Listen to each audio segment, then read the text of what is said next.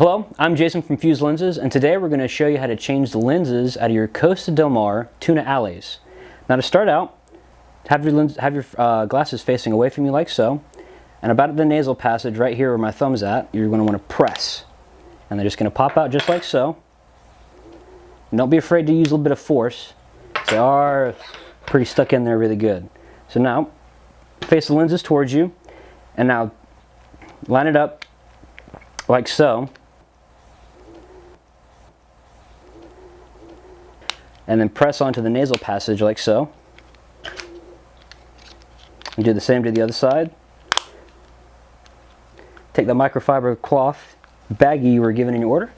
Give them a wipe down. And once you get those all clean, you should be all set to go.